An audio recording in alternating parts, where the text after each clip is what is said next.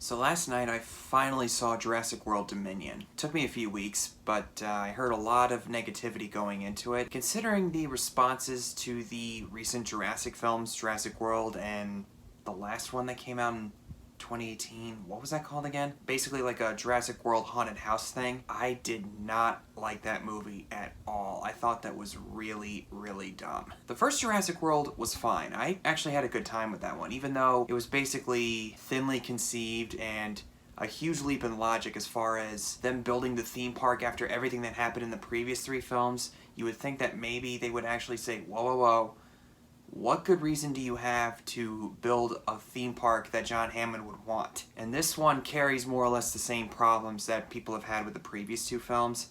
I guess I just gave away my opinions on it. But in all fairness though, Jurassic Park as a series and the original film, nobody else has to tell you anything. That it's just one of the all-time greats as far as cinema goes. And it's one of my childhood favorites, one of my all-time favorite movies. I could quote that movie and reference it all the livelong day. As far as I'm concerned, that movie is pretty much perfect. And I, for one, actually really like The Lost World. I think it's a very underrated film and probably the best sequel to this day as far as the other sequels in comparison to the original. I did a review of Jurassic World a long time ago back when it was released. I do remember liking it, and I still feel that way to a certain point, but yeah, in hindsight, it definitely in some ways was a letdown. But if you look at it as pure popcorn entertainment, you're gonna have a good time. And I expected that more or less with Jurassic World Dominion. Although we were getting the original cast back, as I probably was not too surprised by when they announced it. Laura Dern, Jeff Goldblum, and Sam Neill himself, Dr. Alan Grant,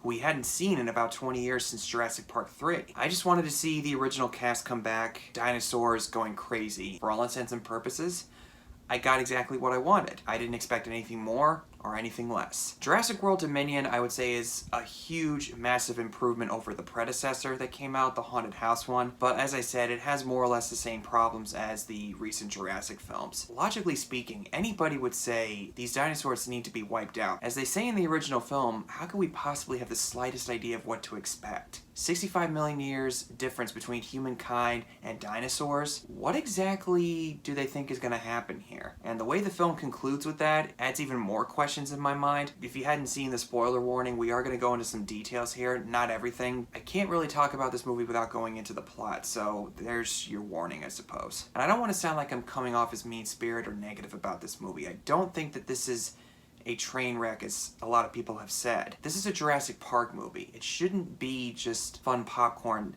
type of entertainment. The ideas that the franchise has explored since 1993, this franchise requires a serious and smart approach to it. And it seemingly kind of throws that away in some ways just for some kind of a schlocky type of adventure. And if you want that kind of movie, you're going to have a good time with it. I want to see dinosaurs go crazy. I want to see the T-Rex go up against the Allosaur. The raptors like Blue raising her baby, reproducing asexually. Are we really going the Roland Emmerich Godzilla route? Yes, we are. Oh, great. But that is also in line with the first film when they try to keep the dinosaurs one gender by taking frog DNA, but then Alan Grant says some West African frogs can change sex from male to female in a single-sex environment. So in a way, you could say that it is in line with what was set up before, I suppose. I'm not a scientist, so don't quote me on that. Chris Pratt is Chris Pratt. The guy's one of the most likable actors alive, and if you really want to see him just doing his thing, you get exactly that. His character Owen is now in this relationship with Claire, played by Bryce Dallas Howard, who is thankfully much more tolerable this time around than she was in the previous films, because she was very much a fish out of water in the first Jurassic World, even though she was able to come into her own and run marvelously in her heels from the T-Rex, which still baffles me to this day how she's able to do that. But I digress. And they're now raising this young girl who is the clone of that one daughter that was the daughter of James Cromwell's character in the previous one, who was the new generation's John Hammond, I suppose. I'm still not a fan of them making a clone human. In fact, she's really in this movie just to get the DNA sample that was done on her for her being a clone so they could cure whatever's going on with the locusts that are flying around. And I guess that's a result of the dinosaurs running loose around the world. Odds are you're going to see some evolution of all these creatures, like the locusts would start to grow and they start eating all the crops, which is going to lead to human extinction. Interesting idea, but the way they handle it, it's just very simple and glossed over. We don't really get that much in-depth conversations about what could possibly go from that. Really what happens is this one character, Dodson, who, no brainer, it's basically the same character from the first movie who met up with Wayne Knight's character. It's the same actor who played Richard Parker in the Amazing Spider-Man movies, but I'm assuming that it's the same character, and he has the shaving cream can Dennis Nedry lost when he ran into that Dilophosaurus, and I wondered about that for years, whether or not they were actually going to bring that up. And when I saw the shaving cream can, I thought, oh my god, it's in this movie. What are they going to do with it? And they don't do anything with it. I guess you could assume that he found that and used it to create these new different dinosaurs, but it's never explained. Although I do like how he gets killed by the Dilophosaurus. 3 of them, actually, when he's trapped in that underground train. Suppose it's poetic justice. Nedry gets killed by 1, this guy gets killed by 3. As for the original cast, it's really great to see Sam Neill return as Alan Grant. I have always liked him as that character. When I saw him in that fedora and his flannel shirt and the rest of his paleontology getup, I literally started to get giddy, and I said, hello, old friend. And seeing Laura Dern as Ellie Sattler, a welcome return. Jeff Goldblum as Ian Malcolm. He's just Ian Malcolm. I mean, in that respect, I was really happy. The whole 10,000 possibilities thing when he's trying to punch in the code, that is totally something that Ian Malcolm would say.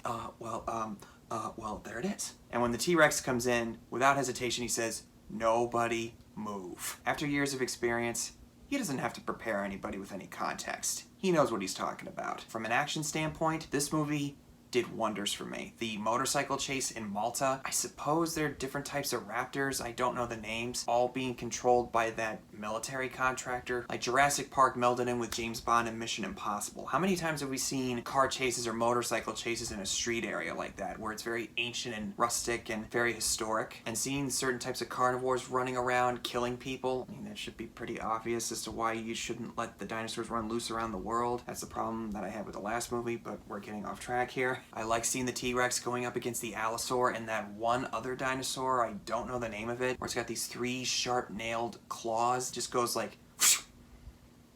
No need to do anything else. In fact, when it almost finds Claire in that pond when she parachutes out of the plane, I legitimately started to tense up. And I just remember, this movie was also directed by Colin Trevorrow, who did the first Jurassic World, and did he do the last one? You know, for all intents and purposes, I think the guy actually has some talent to him as far as fun popcorn blockbuster thrills. I kind of wish that he did Star Wars Episode 9 because I wanted to see what it would have been like. Not to get into that topic. Ultimately, I'm glad JJ stuck around, but that's neither here nor there. For the one thing, it's consistent and it feels more in line with what he set up with the first movie. There's a lot of things that I'm not even mentioning, like Dodson's assistant, who I was assuming was going to be complicit with him and be the bad guy, because for a while when he meets up with him, it just slaps away his items that he hands to him, and then Dodson is able to figure out that it was him that let everybody know what was going on. I thought that he was actually going to pull the rug out from underneath the main characters and reveal his own agenda, but no, he actually turned out to be the good guy anyway. Honestly, I think that's just fine with me, because you don't really need constant double-crossing in a movie like this, because then it just gets really tiresome. Or that one woman who was the mercenary or pilot that was with Chris Pratt and handed the girl over to the Bison mercenaries.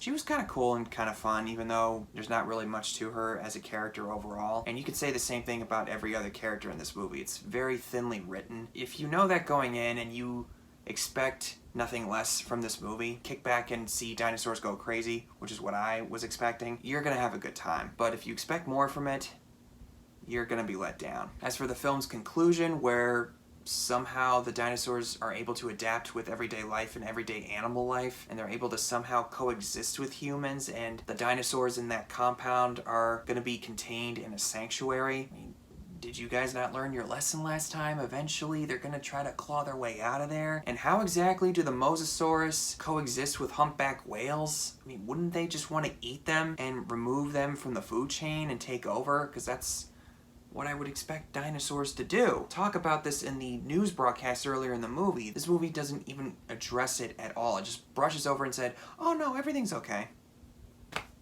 I know I'm coming off as really negative. There's a lot of different ways and so much easy ways that you could have addressed all this stuff, and they don't do any of it. But then again, I didn't expect them to, so in that respect, I was okay with it. And this is apparently, I guess, the conclusion for the Jurassic Park series. I'm fine with not seeing any more in this franchise. I think it's run its course, but I'm sure they're gonna find some excuse to bring it back later on. We'll see. I don't hate Jurassic World Dominion. I think it's got entertainment value that you could sit back and watch it and have a good time with. Considering its premise and the connection it has to the original film, could have been a lot more than just the sum of its parts. But if anything, we get to see the original cast return and interacting with the new characters and them trying to contribute to what's going on rather than just being there for fan service. So you do have that. So that's my verdict. Thank you guys so much for watching. Comment below and tell me what your thoughts are, and I'll see you guys in the next one.